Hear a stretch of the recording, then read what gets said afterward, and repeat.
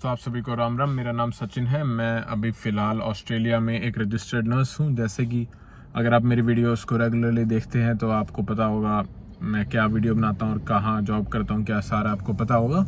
तो अभी बात करते हैं, जैसे आपने टॉपिक देखा है ऑस्की लिखा हुआ है, what is OSCE, what will be the whole process, और क्या कहानी होगी उसकी, किसके ऊपर बात करेंगे। और जो भी मैं आपको बताने वाला हूँ, एक एफ्रा नाम से AHPR है। आप अगर ऑस्की AHPR है आप टाइप करते हो OSCE, it is OSCE, objective structural clinical examination. अगर आप ये गूगल पे टाइप करते हो तो आपको सबसे पहले एक हैंडबुक आएगी, उसके अंदर आपको सब बता रखा है वैसे तो ऑस्की का क्या सीन है। बाकी हम इस वीडियो में बात करते हैं। चलिए, तो सबसे पहला हर एक किसी के मन में अगर कोई नया है तो ऑस्की है क्या चीज़। अगर आपने मेरी इससे पहले वीडियो देखी है तो उसमें मैंने बताया कि आपको अगर आपने बैचलर्स कर लिया तो उसके बाद क्या करना चाहिए। उसमें मैंने आपको दो ऑप्शंस बताए हैं, एक है OBA, दूसरा बताया मैंने आपको मास्टर ऑफ नर्सिंग। जो OBA है उसके अंदर आपका पहले NCLEX का टेस्ट होता है और फिर आपका होता है ऑस्की। NCLEX का टेस्ट के बारे में मैंने एक वीडियो बना रखी है, मैं हो सका तो आपको डिस्क्रिप्शन में उसका लिंक दे दूंगा। अगर आप NCLEX के बारे में जानना चाहते हो तो आप वो वीडियो देखिएगा।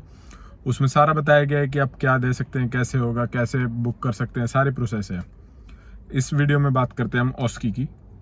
ऑस्की, जैसे इसकी ऑस्की की फुल फॉर्म मैंने पहले भी बताई, वो है ऑब्जेक्टिव स्ट्रक्चरल क्लिनिकल एग्जाम। ये आपका होगा ऑस्ट्रेलिया के अंदर। ये होता कब है, मैं आपको OBA का पूरा प्रोसेस में ऑस्की कहाँ पे आता है वो बताता हूँ। सबसे पहले जैसे कि आप देते हो, आपका सेल्फ चेक होता है, फिर आपकी NCLEX का टेस्ट होता है और उसके बाद अगर आप NCLEX क्लियर कर देते हो फिर आता है आपका ऑस्की। ऑस्की में आप सबसे पहले होगा ऑस्की एडलेड साउथ ऑस्ट्रेलिया में। अब होगा क्या, इसमें सारा सीन क्या होता है, आपका जो क्लिनिकल एग्जाम होगा एक टाइप से आप कह लो, आपकी प्रैक्टिकल स्किल्स चेक होंगी। ये बुक कैसे होगा, जैसे ही आपकी NCLEX क्लियर होता है तो आपके पास ईमेल आएगा कि आपका NCLEX क्लियर हो गया है और आप ऑस्की के लिए आपकी बुक करवाएं, आप डेट्स लें। आपको वो सेशन बताएंगे कि इन सेशन में अवेलेबल है, और अगर आपने उसी टाइम उनको, जितनी जल्दी आप रिप्लाई करोगे, अगर जैसे लगा लो उन्होंने 20 बंदों को मैसेज भेजा है कि ये टाइम अवेलेबल है, फर्स्ट कम फर्स्ट बेसिस के ऊपर सर्विस होगी वो, जो सबसे पहले आगे बुक करवा जाएगा उसको वो डेट्स मिल जाएंगी और फिर आप उस डेट में वो टेस्ट दे सकते हो। अब फीस कितनी है इस टेस्ट की? Fees of ऑस्की is around 4000 Australian dollars. 4000 लगा लो आप, लगभग 2 लाख रुपए हो जाते हैं इसके। तो आप ये सब आपके ऑनलाइन कार्ड से पे करोगे, क्रेडिट कार्ड होगा या डेबिट कार्ड जो भी होगा आपका, उससे आप पे करोगे और उसके बाद आपको टाइम बताया जाएगा कि उस टाइम पे आपका एग्ज़ाम होगा। ये सब चीज़ें बताई जाएंगी। अब उसमें होगा क्या एग्जैक्टली, अब वो देखते हैं। आप सबसे पहले तो वो क्या चेक करेंगे, दो चीज़ें चेक करेंगे आपको, प्रैक्टिकल स्किल्स चेक करेंगे और कम्युनिकेशन स्किल्स चेक करेंगे। प्रैक्टिकल स्किल्स में जो भी ऑस्ट्रेलियन स्टैंडर्ड्स हैं, उनके बेस के ऊपर जो पॉइंट्स हैं, जो भी काफ़ी सारे पॉइंट्स हैं, उनमें पूरी हैंडबुक में दिया हुआ, मैं आपको बताता हूँ एग्जैक्टली क्या क्या है वो पॉइंट्स। तो बेसिकली आपके चेक करेंगे कि आप कैसे फिजिकली ऑब्जर्वेशंस कैसे, आपके वाइटल साइंस आप कैसे लेते हो, आपको नॉलेज है या नहीं, आपके मेडिकेशन की नॉलेज, ड्रग कैलकुलेशन, आपके सबकट और IM इंजेक्शंस के आप कैसे करते हो, और भी काफ़ी, मतलब लगा लो पूरा निचोड़ देंगे वो, जिसे हम कह सकते हैं पूरा निचोड़ देना। उसमें बाकी काफ़ी सारी चीज़ें ऐसी हैंड हाइजीन, आप क्लिनिकल एनवायरनमेंट में आप कैसे परफॉर्म करते हो, आप प्रेशर में कैसे परफॉर्म करते हो, बाकी आप केयर कैसी प्रोवाइड करते हो, ये सब सारी चीज़ें आपकी चेक होंगी। प्रैक्टिकल स्किल्स में आपकी प्रैक्टिकल स्किल्स देखी जाएंगी। दूसरी होती है भाई कम्युनिकेशन स्किल्स। कम्युनिकेशन स्किल्स में क्या होगा, आपने शुरू में आपके फर्स्ट ईयर या सेकंड ईयर में पढ़ा होगा इंटरपर्सनल रिलेशनशिप या ऐसी चीज़ें, जो कम्युनिकेशन आप, मतलब आप जो भी वहाँ पेशेंट होगा, जो आपका क्लाइंट है, उससे आप कम्युनिकेट कैसे करते हो, आप उसकी समझ पाते हो, यानी वर्बल नॉन वर्बल साइंस आप समझ पाते हो, वो जो बोल रहा है वो समझ पाते हो। क्योंकि जो भी इंटरनेशनल नर्सेज आते हैं मोस्टली ऐसी कंट्रीज से आते हैं जो कि इंग्लिश बोलने वाले नहीं होते हैं इतने, मतलब there native language is not English. तो ये भी डिपेंड करता है कि आप उनकी समझ पाते हो या नहीं, वो भी बहुत बड़ा सवाल होता है। ये दोनों चीज़ें आपकी जज की जाती है उसमें, प्रैक्टिकल स्किल्स और कम्युनिकेशन स्किल्स। और आपके कम्युनिकेशन स्किल्स में भी काफ़ी और चीज़ें भी देखी जाती हैं। मैं आपको से बता रहा हूँ, कम्युनिकेशन स्किल्स ये बहुत केयरफुली मॉनिटर करते हैं कि आप डायग्नोसिस देख पा रहे हो क्या है, उसके डायग्नोसिस इंटरवेंशन सही से समझ पा रहे हो, आप उसको जो पेशेंट है, आपको पेशेंट के को साथ में आप ले रहे हो, कोई भी डिसीजन बना रहे हो तो उसमें आप पेशेंट को बता रहे हो, पूरा एक्सप्लेन करते हो। क्या होता है, आप जैसे आप जाते हो, आप इंट्रोडक्शन भी देखी जाती है आपकी, आप पेशेंट से इंट्रोड्यूस अपने आप को कैसे करवा रहे हो ताकि पेशेंट को पता होगी ये कौन है और क्या केयर करने वाला है, या अगर पेशेंट डिस्चार्ज हुआ है तो आप उसको अच्छे से इंफॉर्मेशन प्रोवाइड कर रहे हो क्या नहीं, और डॉक्यूमेंटेशन कैसी कर रहे हो, ये सारी चीज़ें आपकी चेक की जाएंगी ऑस्की के कम्युनिकेशन स्किल्स में।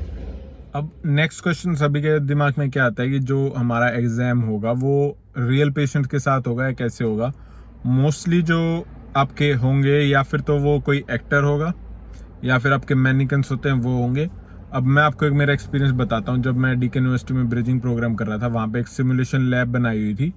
उस सिमुलेशन लैब में क्या था, एक मैनिकन था, मतलब लगा लो डमी रखा हुआ था, और उसका एक टाइप से आप कह सकते हो असली सा लग रहा था थोड़ा देख के जैसे। और उसमें क्या हो रहा था कि एक पूरा रूम था, लगा लो हॉस्पिटल का सेटअप था, और साइड में एक ब्लैक शीशा था, और उस तरफ कोई एक पर्सन बैठा है और वो एज अ पेशेंट कम्युनिकेट कर रहा है। आपको ये लगता है कि जो डमी है वो खुद आपसे कम्युनिकेशन कर रहा है। तो इस ऐसा आपका सिचुएशन होगी, और उसमें आप रियल पेशेंट तो नहीं होंगे, एक्टर्स हो सकते हैं या आपके मैनिक्विन्स हो सकते हैं जिनसे आप एज अ नर्स बात करोगे, एज अ नर्स उनको केयर प्रोवाइड करोगे। अब जैसे ही अगर आप बुक करवाते हो तो उसमें क्या सीन होगा मैं आपको बताता हूँ। उसमें 2 दिन का एक सेशन आएगा। एक सेशन आपको बताया जाएगा कि ये सेशन की ये डेट है, 2 दिन का सेशन होगा। उसमें आपके पूरे सेशन के अंदर 40 कैंडिडेट्स हो सकते हैं। तो आप जब भी अगर आपके पास मेल आता है बुक करने के लिए तो आप ध्यान से उसे बुक करें, और जितना जल्दी हो सके उसे बुक करें। और बुक होने के बाद आपके पास ईमेल आएगा कि ये आपकी डेट्स हैं और यहाँ पे आपका एग्ज़ाम होगा। अगर आपको उसको लगा लो रीशेड्यूल करवाना है तो आपको उनको ईमेल करना होगा ताकि वो आपकी अपॉइंटमेंट को रीशेड्यूल कर सकें। और इसमें कोई रिफंड की पॉलिसी नहीं है। अगर आपने पे कर दिया एक बार तो आपकी रिफंड नहीं होगी, चाहे आप लेट हो या किसी भी रीज़न की वजह से आप ना कर पाओ, या आप उनको टाइम पे ना बताओ। एक टाइम पीरियड है शायद उनका 3 days prior to the class और द एग्ज़ाम है, उससे अगर पहले आप बताते हो तो आपका रीशेड्यूल हो सकता है, पर रिफंड का इसमें कोई पॉलिसी नहीं होगी।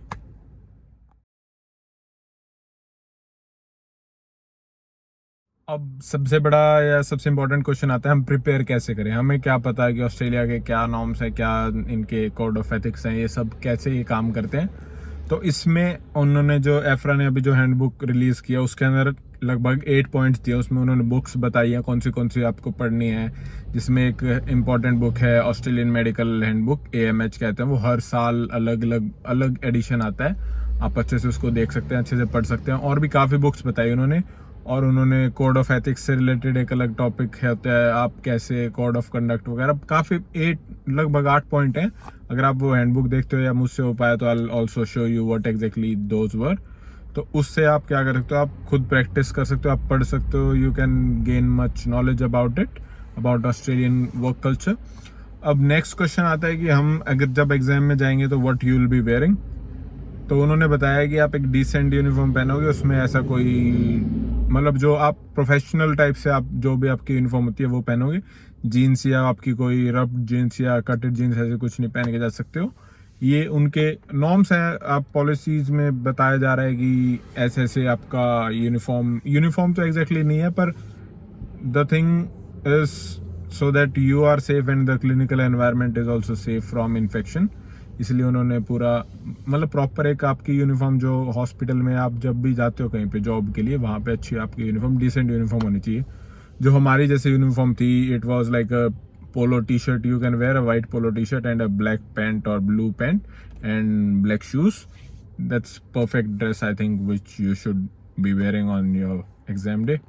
अब नेक्स्ट क्वेश्चन उसमें क्या बताया गया है कि आपको साथ में क्या क्या लेके आना है, what you will be bringing with you. The things which you need to bring with you is only and only your photograph ID so that such as your passport, because you won't be having your Australian ID. If you have an Australian ID that'll be like more than enough, or you can get your overseas passport and just show them. ये आपको कब दिखाना होगा, जैसे आप शुरू करते हो आपकी, या जैसे आप रजिस्ट्रेशन वहाँ पहुँचते हो, आपको जाते ही आपको दिखाना होगा। आपको कोई और इक्विपमेंट साथ नहीं लेके आना। अगर आप कुछ भी इक्विपमेंट लेके आते हो, जैसे आपका मोबाइल वगैरह है, तो क्या करेंगे, उसको वो एक ट्रांसपेरेंट एनवेलप में सील करके आपके सामने आपको दे देंगे। या ऐसा हो सकता है कि आपको अगर कुछ इंपॉर्टेंट डॉक्यूमेंट्स या पेपर वर्क है तो वो उनको अपने पास रख लेंगे और उनको बाद में जब आप जाओगे तो आपको दे देंगे। ये सारा इक्विपमेंट्स आपको और कोई ज़रूरत नहीं कुछ भी लेके आने की, सब आपके पास वहाँ आपको प्रोवाइड करवाएंगे। नेक्स्ट क्वेश्चन आता है कि अब जैसे ये एग्ज़ाम होगा कहाँ पे एग्जैक्टली। ये आपका एग्ज़ाम होगा ऑस्ट्रेलियन हेल्थ सिमुलेशन सेंटर्स हैं, university of Adelaide, south Australia. यहाँ पर आपका एग्ज़ाम होगा। ये सिमुलेशन सेंटर्स में क्या होता है, आपको बिल्कुल वैसा एटमॉस्फेयर क्रिएट किया होता है। जस्ट इमेजिन कि एक असली हॉस्पिटल हो, असली वार्ड हो, ऐसा पूरा सेटअप तैयार किया होगा।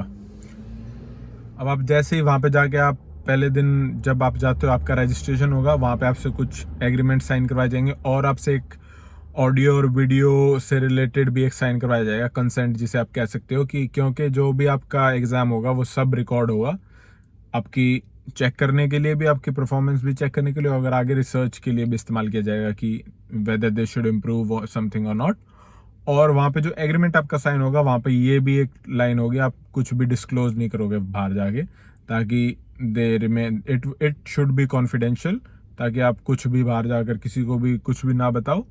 ये भी आपका एग्रीमेंट में साइन होगा, और अगर आप कुछ ऐसा करते हो तो you will face the consequences after that. अब नेक्स्ट क्वेश्चन या जो आपके दिमाग में सवाल होता है कि फॉर्मेट क्या होगा। तो देखिए, फॉर्मेट ये है कि 10 स्टेशन बने होंगे, हर एक स्टेशन का टाइम होगा 10 मिनट, जिसमें 2 मिनट आपकी रीडिंग और 8 मिनट्स आप प्रैक्टिकली काम करके दिखाओगे। ये सब होगा आपका फॉर्मेट, कह सकते हो आप। 10 stations, each station will have 10 minutes, 2 minutes of reading and rest is your practical work. Next सवाल आता है कि ये एग्जाम स्टेशंस कैसे होंगे। अब कुछ उसमें उन्होंने पिक्चर्स भी दी हुई हैं। क्या होगा, एक रूम होगा, लगा लो एक वार्ड लगा लो, उसके अंदर एक आपका एग्जामिनर होगा, जो वहाँ पेशेंट होगा या डमी होगा, वो उसके आपको पूरी अच्छे से केयर प्रोवाइड करनी होगी। और उसमें आपको साथ ही साथ और भी चीज़ें जो आपको नोट करनी होंगी, वो हैं कि आपको ऑब्जर्वेशन चार्ट होगा, वो फिल करना होगा, उनके BGLs चेक करने होंगे, उनको न्यूरोलॉजिकल असेसमेंट देखनी होगी, जो भी आपके प्रोग्रेस नोट्स हैं वो सब आपको कंप्लीट करने होंगे। डिफरेंट थिंग्स है, all according to Australian health care facilities. जैसा ऑस्ट्रेलिया में होता है वैसे आपको करके दिखाना होगा।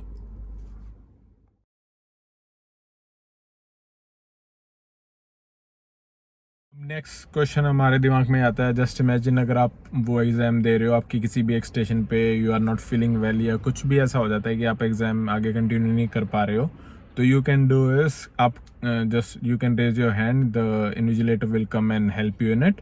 पर जो आपका मिस हो जाता है टाइम, या स्टेशन मिस हो जाता है, आप उसको वापस से कवर नहीं कर पाओगे। ये भी एक बहुत इंपॉर्टेंट पॉइंट है।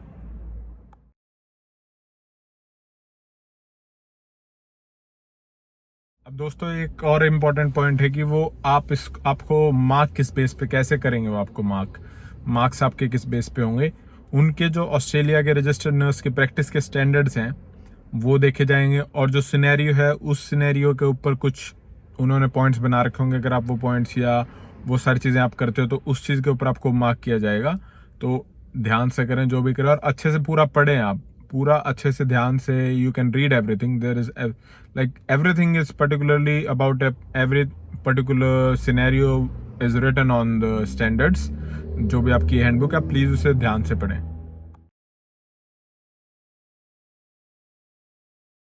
अब इसके बाद जैसे आपका एग्जाम हो जाता है तो आप सबसे पहले सोचते हैं कि रिजल्ट कब आएगा। तो उसका रिजल्ट आता है आपके exact 6 weeks of the time you have given the exam. अब ऐसा नहीं हो सकता कि आपको वो उसी दिन रिजल्ट दे दें, क्योंकि उनको बहुत सारी चीज़ें कैलकुलेट करनी होती है और फिर वो रिजल्ट देते हैं। अगर आप पास हो जाते हो तो क्या होता है, आपका एफ्रा के डैशबोर्ड होता है, उसके ऊपर एफ्रा की वेबसाइट पे जहाँ पे आप लॉगिन करते हो, पूरा प्रोसेस करते हो, चेक इन वगैरह, वहाँ पे आपका बताया होता है। अगर आप पास हो जाते हो तो उसके बाद आप रजिस्ट्रेशन करवाओगे NMBA के साथ, क्या प्रोसेस होगी, क्या स्टेप्स हैं, there will be everything written on it. And what if you fail is the answer is you need to give the exam again, you need to pay again। so इसलिए मैं यही कहूँगा कि अच्छे से पढ़ना सारे स्टैंडर्ड्स को, अच्छे से जो भी इन्होंने गाइड, पूरे हैंडबुक को वापस से आप पढ़ना खुद भी, इन्होंने जो भी आपको कुछ रेफरेंस लिस्ट दी हुई है उनको ध्यान से पढ़ें और फिर अच्छे से एग्ज़ाम दें। And all the best for your exam. और अगर आपको वीडियो अच्छी लगी तो आपको पता ही है क्या करना है, लाइक कमेंट सब्सक्राइब सब कर देना भाई, सब्सक्राइब ज़रूर करना। ओके, तो चलिए मिलते हैं अगले वीडियो में। Thank you.